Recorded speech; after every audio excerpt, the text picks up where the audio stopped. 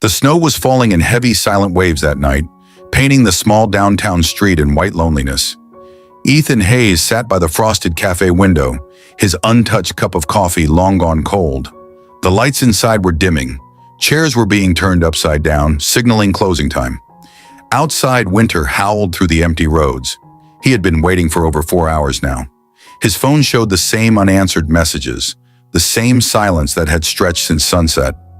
Everyone else had left. The barista, the couples, the laughter. But he stayed.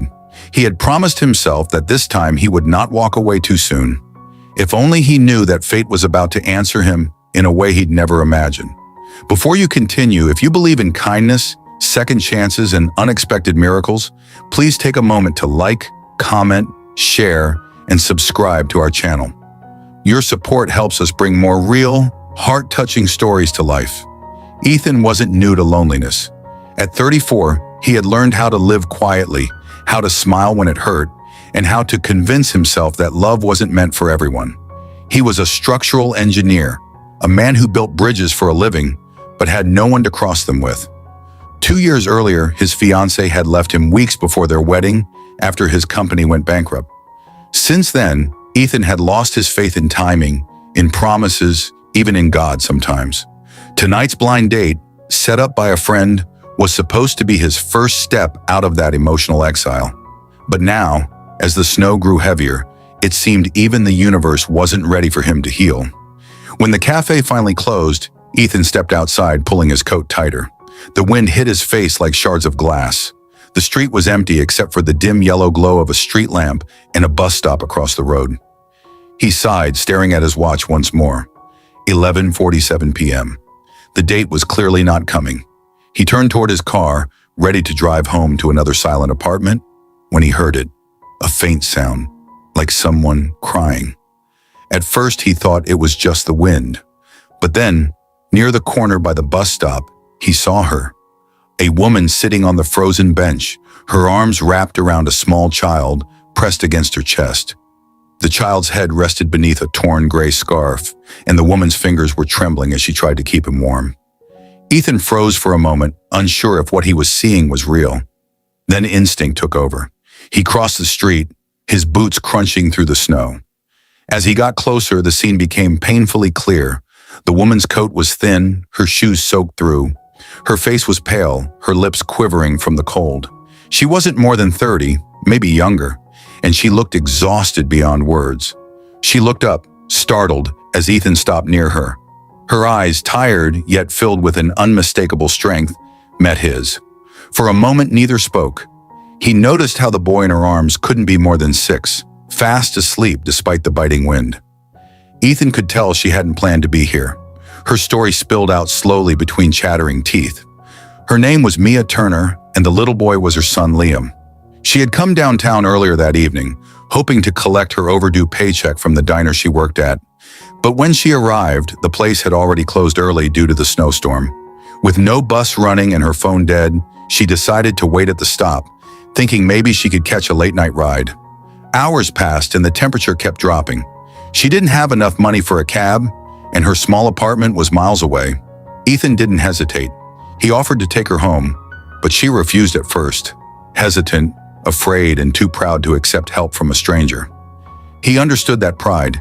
He had worn it himself many times before, pretending everything was fine when it wasn't. So he didn't insist. Instead, he simply removed his coat and wrapped it around her shoulders. When she saw the sincerity in his eyes, something in her defenses softened. They reached his car, and Ethan turned on the heater full blast.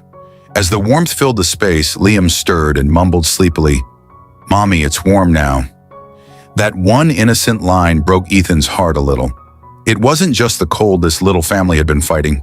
It was life itself. As he drove her home through the empty streets, Ethan listened to fragments of her story. Mia had once been a teacher's assistant, married young to a man who left shortly after Liam's birth. Since then, she had worked every small job she could find. Cleaning, waitressing, anything to keep a roof over their heads. Tonight, she hadn't eaten since morning, saving the last piece of bread for her son. Ethan glanced at her from the corner of his eye and saw a woman who had been beaten down by life but refused to surrender. When they finally reached her neighborhood, he realized it wasn't the kind of place anyone deserved to live in. Cracked walls, flickering streetlights, and silence that felt heavy. Mia thanked him, trying to return his coat, but he refused. He handed her his card instead and said softly that, if she ever needed help finding a better job, to call him. She smiled faintly and said she didn't want pity. "It's not pity," he replied quietly. "It's humanity." That night, Ethan couldn't sleep. He kept thinking about the way she had held her son, about her voice when she said thank you. Something about her had settled deep in his chest, something pure, something true. The next morning, he found himself driving back to the cafe, unable to explain why. Maybe he was hoping to see her again. Maybe he was just tired of waiting for people who never showed up. Days turned into a week, and just when he had almost convinced himself to forget it, he received a call. It was Mia. She had gathered enough courage to ask if the job offer was still open. Ethan smiled for the first time in a long while. He arranged a position for her at a local office that needed an assistant, a small gesture that changed everything. Over the next months, they saw each other often, sometimes over coffee, sometimes at the park where Liam played.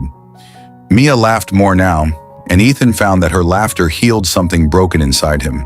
He taught Liam how to build small toy bridges out of sticks and cardboard, and the boy called him Mr. Ethan. It was the first time anyone had said his name with such innocent affection in years. The winter slowly faded into spring. Flowers replaced snow, and the world began to look softer. Ethan realized one evening, as they sat by the same cafe window where he had once waited alone, that life had given him more than he ever asked for. He hadn't found his blind date that night. He had found something better. He had found purpose. He had found family. But fate wasn't done testing them.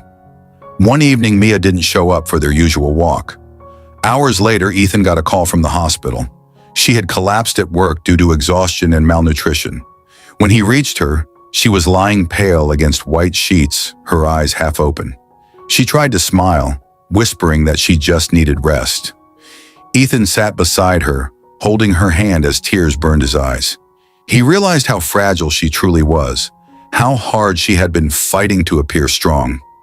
For the next few weeks, Ethan stayed by her side, bringing food, paying her bills quietly, and taking care of Liam as if he were his own.